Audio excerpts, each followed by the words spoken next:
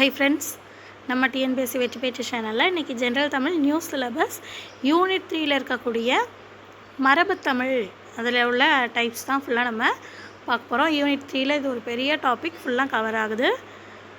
So இதை ஃபுல்லாக இந்த டாபிக் இருக்கு இல்லையா, இதுதான் ஃபுல்லாக நம்ம இப்போது பார்க்க போகிறோம். வாங்க, முதல்ல இந்த மரபு தமிழில் என்னென்ன டைப்லாம் இருக்குது?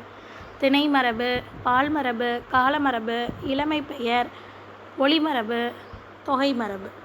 ஸோ இந்த மாதிரி நிறைய இருக்குது. நம்ம ஒவ்வொன்றா வரிசையாக பார்க்கலாம். ஃபஸ்ட் ஒன் பாருங்கள், திணை மரபு. திணை மரபுனா என்ன? அதாவது திணை வந்து 2 வகை இருக்குது. அது என்னென்ன திணைகள்? உயர்திணை, அஃறிணை. இதில் உயர்திணைனா யாரெல்லாம் குறிக்கும்? எடுத்துக்காட்டு பாருங்கள், தேவர்கள், மனிதர்கள். ஸோ மனிதர்கள் அனைவரையும் குறிக்கும். 6 அறிவுடைய அனைத்து ஜீவன்களையும் என்ன செய்ய குறிக்கக்கூடியது உயர்திணை. அஃறிணை பாருங்கள், விலங்குகள், பறவைகள், மரங்கள் மற்றும் உயிரற்ற பொருட்கள். ஸோ இது எல்லாத்தையும் குறிக்கக்கூடியது இது அஃறிணை. இதிலே பார்த்தீங்கன்னா உயர்திணை வினைச்சொற்கள், அஃறிணை வினைச்சொற்கள் அப்படின்னு இருக்குது. ஸோ இப்போ ஒரு உயர்திணையில் ஒரு ஒருமையில் ஒரு சென்டென்ஸ் வருது.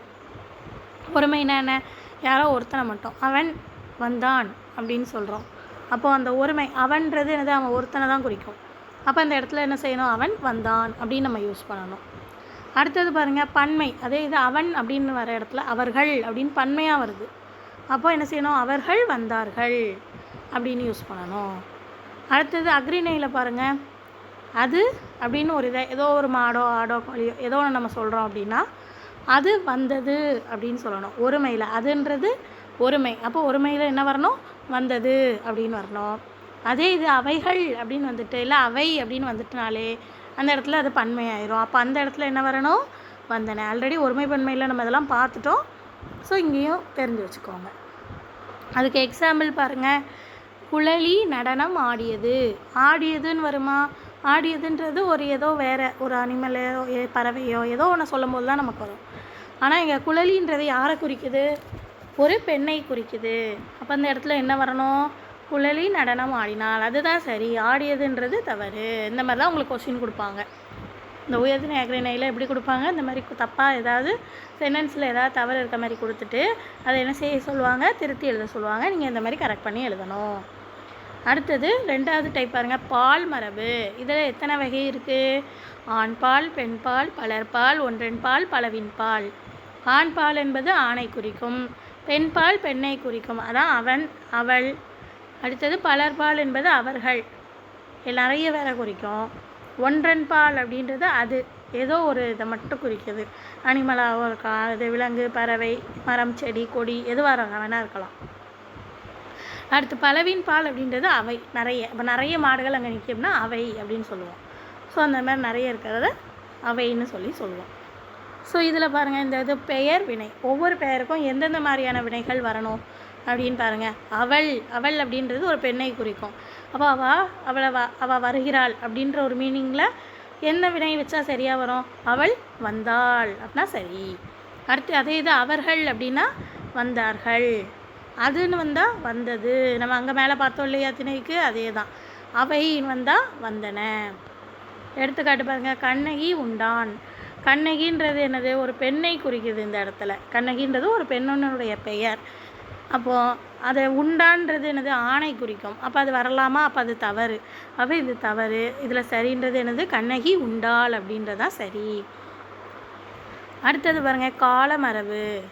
காலமரபில் எத்தனை வகை இருக்குது? இறந்த காலம், நிகழ்காலம், எதிர்காலம். ஸோ 3 வகையான காலங்கள் இருக்குது. இது ரிலேட்டடாக கொஸ்டின் கேட்பாங்க. அதுக்கு நம்ம ஒரு எடுத்துக்காட்டு பார்க்கலாமா? நேற்று வருவான். இந்த இடத்துல நேற்றுன்றது என்னது? நேற்றுன்றது முடிஞ்சு போயிடுச்சு. அவன் நேற்றுனா நேற்று. அப்போ இறந்த காலம் அது இல்லையா? அப்போ இங்கே என்ன சொல்கிறாங்க? நேற்று வருவான் அப்படின்றாங்க. வருவான்னா அவன் இனிமேல் தான் வருவான் அப்படின்னு அர்த்தம். அப்போ அது நிகழ்காலத்தில். அப்போ இந்த இடத்துல அதை வந்துக்கிட்டு இருக்கான், இன்னும் கொஞ்ச நேரத்தில் வந்துடுவான் அப்படின்ற மாதிரி, வருவான் அப்படின்ற மாதிரி வருது, நிகழ்காலத்தில் வருது. இல்லை அதை எதிர்காலம்னு சொல்லலாம். அவன் வருவான், மேபி நாளைக்கு கூட வருவான், எதுவாக வேணா இருக்கலாம். நான் நிகழ்காலத்துலேயும் வரலாம், இல்லை நான் வருவானா வந்துக்கிட்டு இருக்கானான்றதை பொறுத்து பொருள் என்ன காலம்ன்றது மாறுபடும். அப்போது நேற்று அப்படின்றது ஆனால் இங்கே என்ன காலத்தில் இருக்குது? இறந்த காலத்தில் இருக்குது. அப்போது ஒரு இது இறந்த காலத்தில் இருந்தால் அந்த சென்டென்ஸ் ஃபுல்லாகவே நமக்கு எந்த காலத்தில் தான் இருக்கணும், இறந்த காலத்தில் தானே இருக்கணும். இப்போ ஸ்டார்டிங் நிகழ்காலத்தில் இருந்தால் அந்த சென்டென்ஸ் ஃபுல்லாக நிகழ்காலத்தில் தான் இருக்கணும். அப்போ இங்கே நேற்றுன்னு வந்துட்டுனாலே அடுத்து வரக்கூடிய இந்த வினை சொல்லானது எப்படி தான் வரணும், கண்டிப்பாக அதுவும் நிகழ்காலத்தில் வரக்கூடாது, எதிர்காலத்தில் வரக்கூடாது, இறந்த காலத்தில் தான் வரணும். அப்போது நேற்று வந்தான். அப்போ இது என்னது, முடிஞ்சிட்டு, அவன் நேரத்தே வந்துட்டான், முடிஞ்சிட்டு, ரெண்டுமே இறந்த காலம். அப்போ அந்த சென்டென்ஸ் தான் கரெக்டு. இதுதான் கால மரபுலேருந்து உங்களுக்கு இந்த மாதிரி தான் கொஸ்டின் கேட்பாங்க. அடுத்து பாருங்கள், இளமை மரபு சொற்கள். இளமை பெயர்கள் இருக்கு இல்லையா, இளமை பெயர்கள் தாவரங்கள் விலங்குகள் ரெண்டுக்கும் வரிசையாக பார்ப்போங்க. இது எல்லாமே இதில் நம்ம அடுத்தடுத்து இப்போ பார்க்கக்கூடிய எல்லாமே உங்களுக்கு எக்ஸாம்லலாம் அடிக்கடி கேட்டிருக்கக்கூடியது தான். எல்லாமே ஒன்று விடாமல் அப்படி தரவாக படித்து வச்சுக்கோங்க. முதல்ல பாருங்கள், அவரைக்காய் இருக்கு இல்லையா, அதோடைய இளமை பெயர் என்னன்னு சொல்லுவோம், அவரை பிஞ்சு.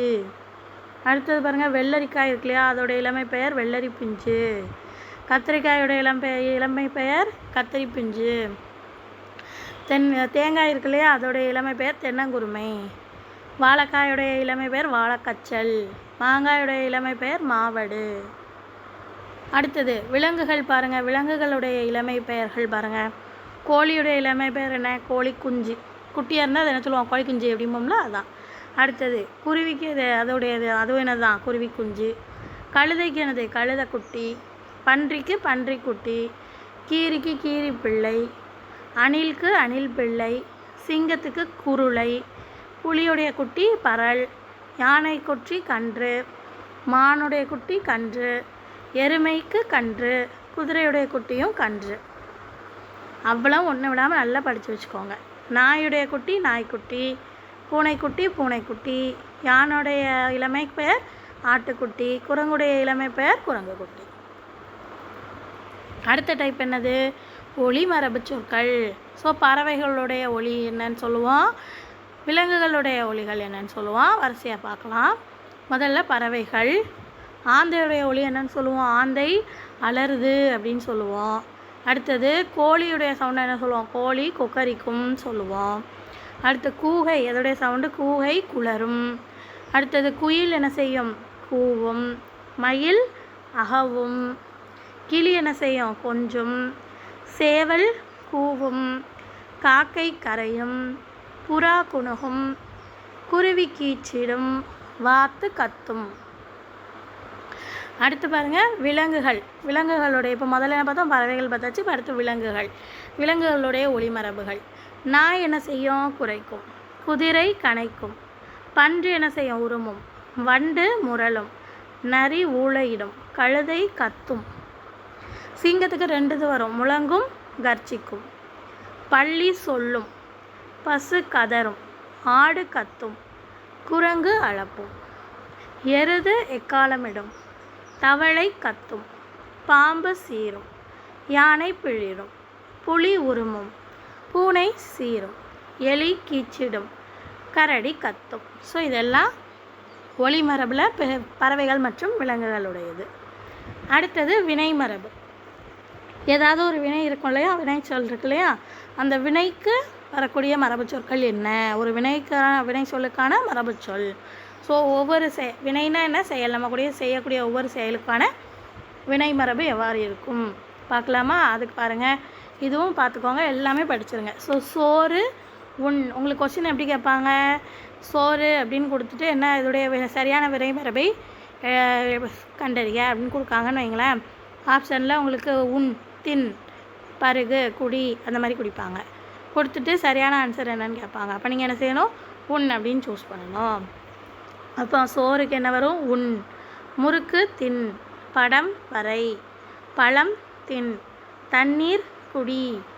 பால் பருகு. ஆப்பம் தின். கூடை முடை. களை பறி. ஏர் உழு. இலை பறி. நார் கிளி. தோல் உரி. காய்கறி காய்கறி அறிதல் சொல்லுவாங்க. பாட்டு பாடுதல், அப்போ பாட்டு பாடு.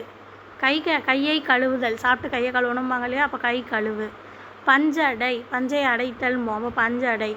சோறு சமைத்தல். உண்ணு, எந்த பொருள் வருதோ முதல்ல உண்ணுன்னு பார்த்தோம்.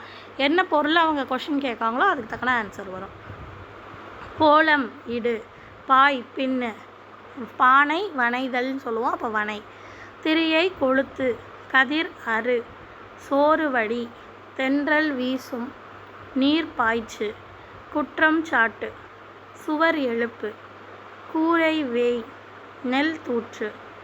செடி நடு. பறை கொட்டு. குடம் வனை. தயிர் கடை. விளக்கை ஏற்று. தீ மூட்டு. வெற்றிலை மென்றார். பூவை பறி அல்லது கொய், ரெண்டுமே வரும், பறி அல்லது கொய். இலை பறி. விடை கூறு. அம்பு எய். உணவு பரிமாறு. வீடு கட்டு. சந்தனம் பூசு. ஏலம் கூறு. மாலை தொடு. விறகு பிள. ஓவியம் புனை. அவல் மெல்லு. உப்பு இடு. ஆடை நெய். வண்ணம் தீட்டு. உமி கருக்கு. மாத்திரை விழுங்கு. சங்கு முழங்கு.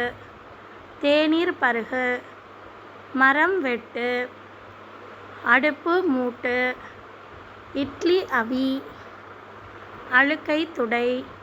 கம்பு தின். தோசை சுடு. உணவு ஊட்டு. பொருள் ஈட்டு. வில்வளை. தாள் அடி. பசு கன்று ஈன்றது. பசு கன்றை ஈன்றது. செய்யுள் கவிதை இயற்று. கட்டுரை எழுது. அலை வீசுகிறது. புயல் அடிக்கும். நாற்று நடு. சிற்பம் செதுக்கு. மலர் கொய். அடுத்தது செடி விலங்குகளுடைய வாழிடங்கள். இது உங்களுக்கு ஸ்கூல் புக்கிலையும் நம்ம ஒவ்வொரு சின்ன சின்ன லெசன் படித்தப்போ ஒரு சில இது படிச்சிருப்பீங்க. ஸோ ஜென்ரலாக உள்ளது இப்போ நான் கொடுத்துருக்கேன், இதுவும் படிச்சுக்கோங்க. ஆட்டுப்பட்டி. கோழிப்பண்ணை. குதிரை கொட்டில். மாட்டுத் தொழுவம். அதெல்லாம் வசிக்கக்கூடிய இடங்கள். யானை கூடம். வாத்து பண்ணை. ஸோ ஒவ்வொரு விலங்கும் வசிக்கக்கூடிய இடத்த நம்ம என்ன சொல்லுவோம், அதுதான் இது. அடுத்தது செடி கொடி மரங்களுடைய தொகுப்பிடம்.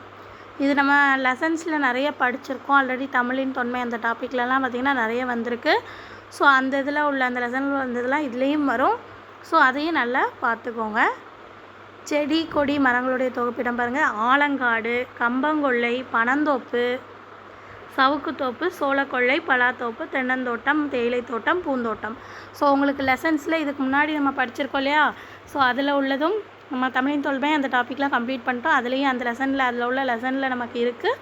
ஸோ அதுவும் நல்லா படித்து வச்சுக்கோங்க. அந்த இது எல்லாமே இந்த டாப்பிக்கில் வந்துடும். செடி கொடி மரங்களுடைய தொகுப்பிடம் என்ன, அதோடைய இலை பெயர் என்ன, அந்த மாதிரி நம்ம எல்லாம் படிச்சிருக்கோம் இல்லையா, அது எல்லாமே இதுக்கும் வரும். ஸோ பார்த்துக்கோங்க. நான் வேணால் லிங்க் டிஸ்கிரிப்ஷனில் கொடுத்துட்றேன், வேணால் செக் பண்ணிக்கோங்க. இப்போ நம்ம இதுலேருந்து இப்போ உங்களுக்கு ஒரு கொஷின்ஸ் கேட்டிருக்கேன். ஸோ இதை நீங்கள் ஆன்சர் என்னன்றதை கொஷின் செக் பண்ணிட்டு கமெண்ட் பண்ணுங்கள். எத்தனை பேர் கரெக்டாக சொல்கிறீங்கன்னு பார்ப்போம்.